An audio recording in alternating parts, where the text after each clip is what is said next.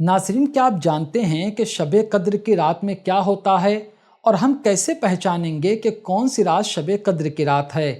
یہی بات آج میں آپ کو بہت اچھے طریقے سے سمجھانے والا ہوں۔ رمضان شریف کا مقدس مہینہ ہمارے درمیان سے آہستہ آہستہ رخصت ہو رہا ہے۔ اس کا پہلا اور دوسرا عشرہ گزر چکا ہے، اب تیسرا عشرہ چل رہا ہے۔ اسی عشرے کے اندر شب قدر ہوتی ہے اور اسی عشرے کے اندر 5 ایسی راتیں ہوتی ہیں جن کے بارے میں حدیث پاک میں ہمیں اسے ڈھونڈنے کا اور تلاش کرنے کا حکم ہے، اور وہاں پر ان راتوں میں ہمیں عبادت کرنے کا حکم ہے۔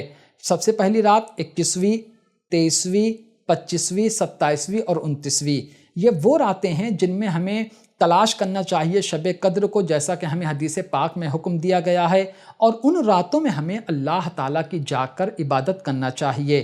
ساتھ میں آپ کو یہ بھی بتا دوں کہ بہت سی احادیث مبارکہ میں یہ آیا ہے کہ شب قدر رمضان شریف کے آخری عشرے میں ہوتی ہے، اور ہم حنفی لوگ جن کی اقتداء کرتے ہیں سرکار امام اعظم رضی اللہ تعالیٰ عنہ کی، تو انہوں نے فرمایا کہ جو شب قدر ہے وہ 27ویں شب میں ہوتی ہے۔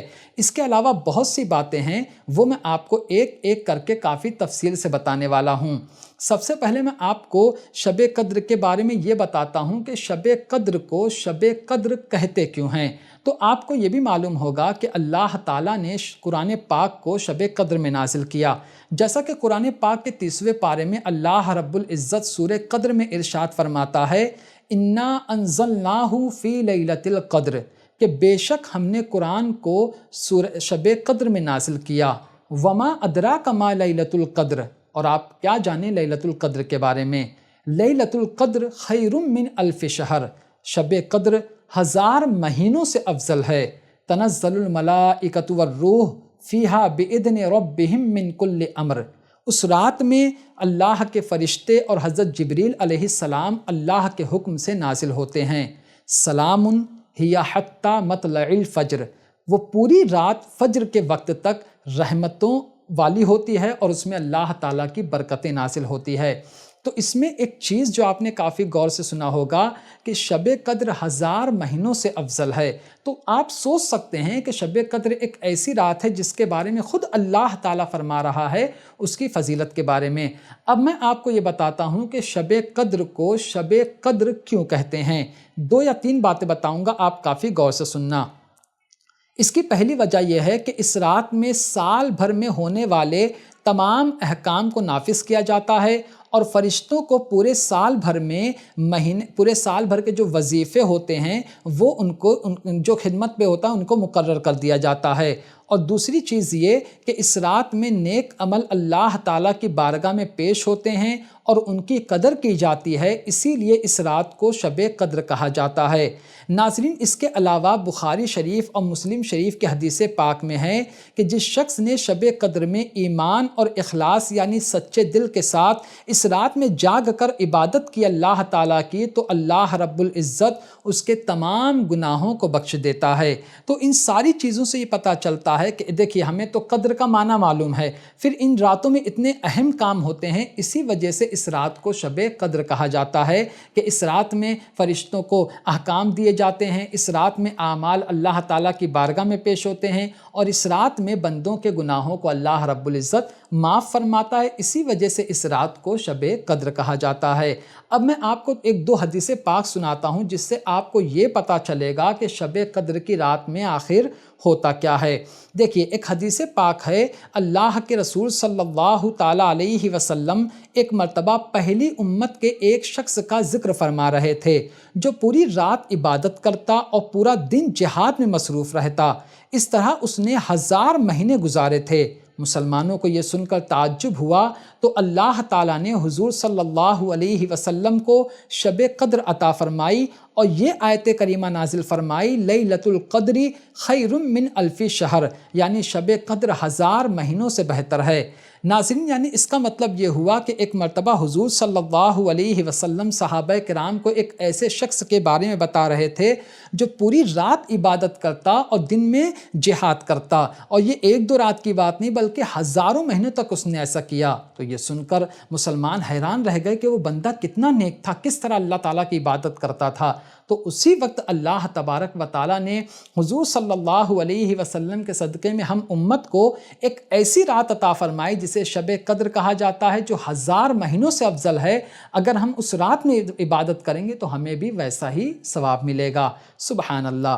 اب آپ دوسری حدیث پاک سنیے جو مشکاۃ شریف کے حوالے سے ہے۔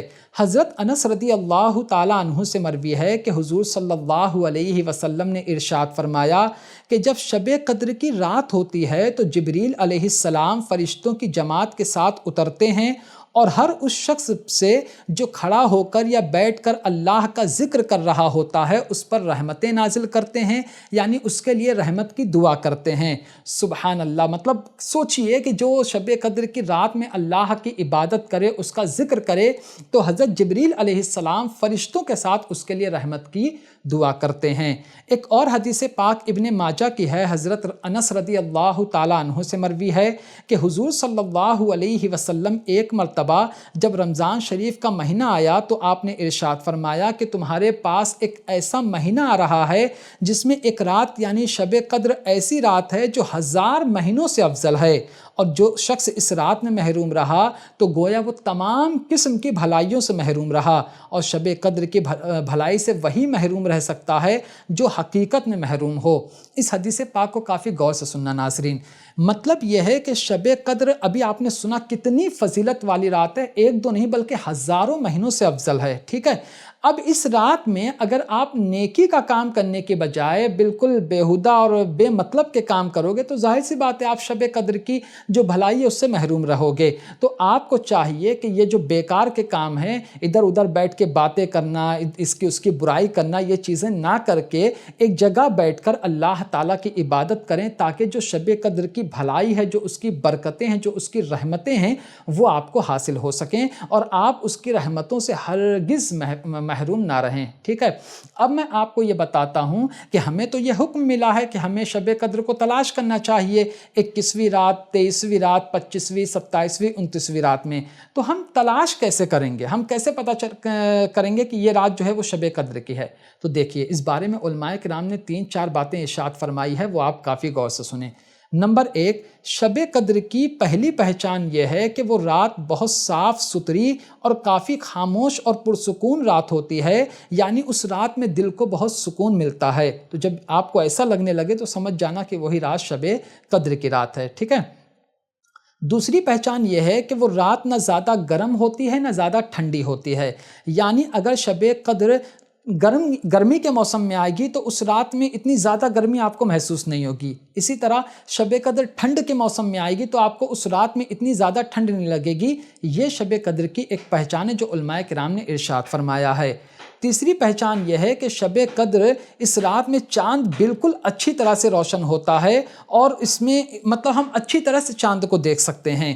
اور چوتھی پہچان اس کی یہ ہے کہ صبح تک کسی بھی ستارے کو ٹوٹنے کی اجازت نہیں ہوتی ہے، اور اس رات میں کوئی ستارہ نہیں ٹوٹتا ہے بلکہ وہ صبح تک جگمگاتا رہتا ہے۔ تو ایک پہچان یہ بھی ہے۔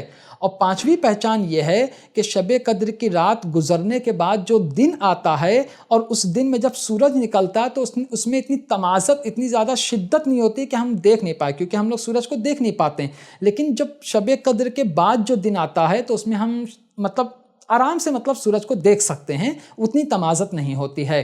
تو شب قدر کو پہچاننے کا یہ طریقہ ہے جو علماء کرام نے ارشاد فرمایا ہے۔ خیر ہمیں یہ چاہیے کہ ہم ان مبارک راتوں میں، 5 راتوں میں جن کا میں نے آپ کے سامنے ذکر کیا، ہمیں ان راتوں میں زیادہ سے زیادہ عبادت کرنا چاہیے، اور شب قدر میں تو بہت ہی زیادہ کوشش کرنا چاہیے کہ ہم عبادت میں رہیں اور اللہ تعالیٰ کی رحمتوں برکتوں کے سائے میں رہیں۔ امید کرتا ہوں کہ یہ ساری باتیں آپ کافی اچھی طرح سے سمجھ گئے ہوں گے۔ انشاءاللہ تبارک و تعالیٰ شب قدر کے بارے میں اور ویڈیوز بناؤں گا، وہ بھی آپ انشاءاللہ ضرور دیکھیے گا۔ تو آج کی ویڈیو میں صرف اتنا ہی۔ السلام علیکم۔